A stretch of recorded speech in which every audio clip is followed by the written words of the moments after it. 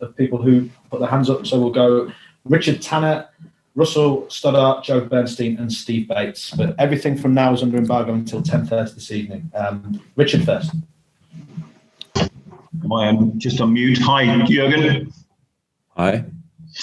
Just wanted to ask about one of the benefits of Fabinho coming back into midfield. Is it, Thiago made some comments about he felt a lot happier, a lot more settled. It freed him up to get forward a little bit. So is there a kind of double benefit to Fabinho? He protects your back four, plus can bring the best out in Thiago.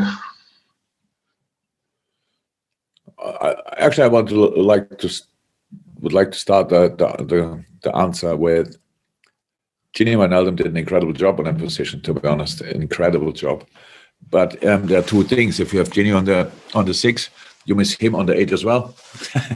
So a lot of things which were settled before were unsettled after that. And yes, Fabinho helps everybody on the pitch in both directions if he can play in his natural position. That's it. It's just that easy to say. And yes, that means that it makes life easier for Thiago as well. But it is not like this. We speak about it like one player back and now all the things will click again. Unfortunately, it's not like this, but it helped that night because, for example, only for the midfield, all 3 midfielders made just a really good game.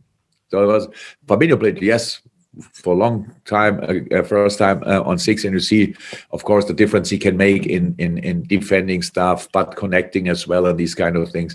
And you saw Gini Wijnaldum on 8, who is in moments, is just in defending, always involved with his mind, which is very important for the game. And Thiago that day as well. So that all helped, and that's why it worked out very well. But yeah, and Thiago can play this, when Fabinho can play the 6, it's obviously for him the best position, and it's for us the best position for him as well. Thank you, Richard. We'll go to Russell, and then after Russell, Joe. Hi, Jurgen. Just going back briefly to Ozan Kabak. He said recently that he was looking forward to the opportunity to play alongside Virgil.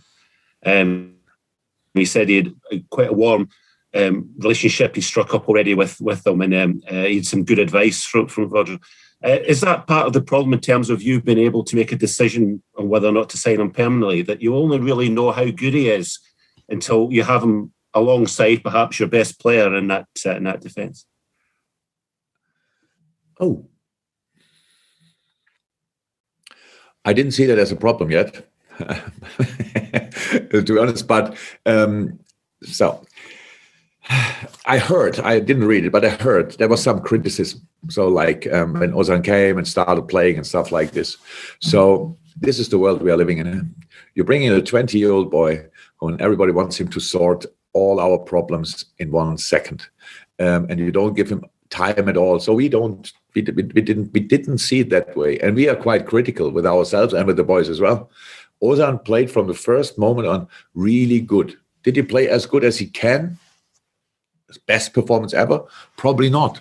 Would it be possible? We spoke about Ben, how difficult these kind of things are. But Ozan played much immediately.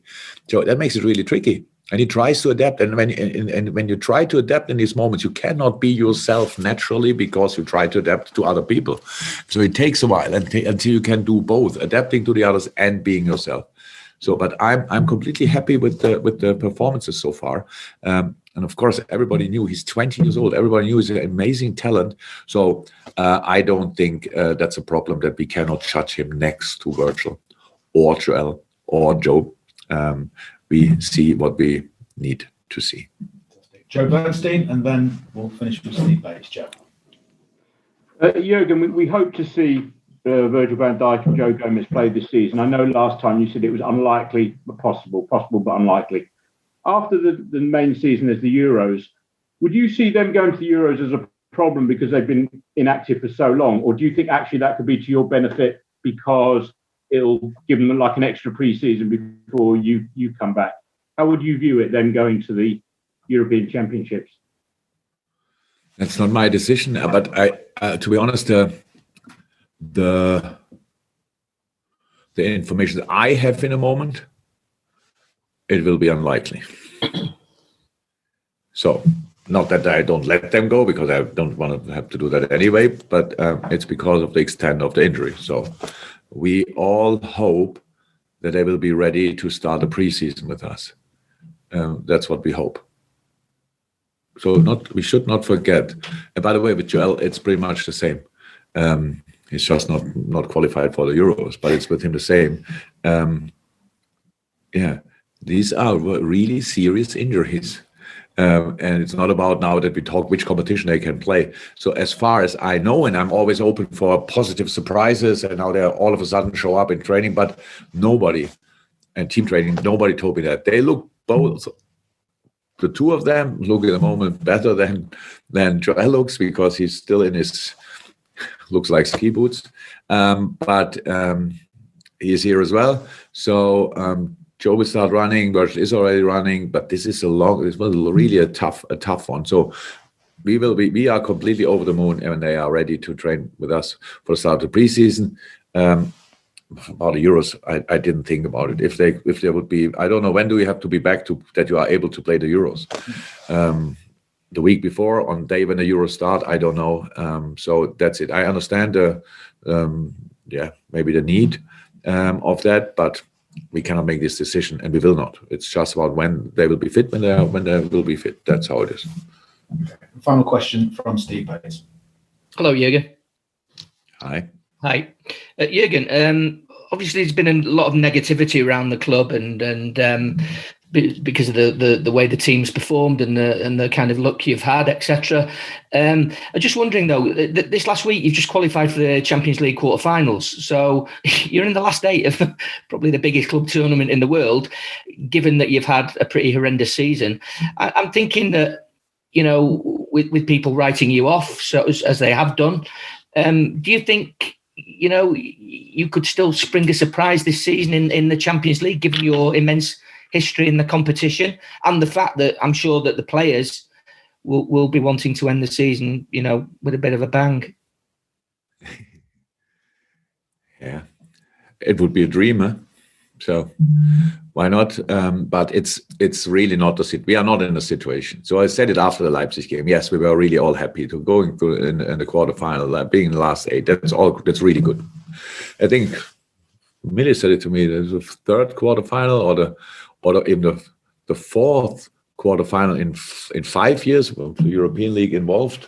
5 times in the European competition since you've been in 4 quarterfinals. Okay, so four times in the quarterfinal, 5 times in Europe. So yeah, that's good. That's good. But we are not in the situation sitting here and telling our already the fairy tale about how it all could end.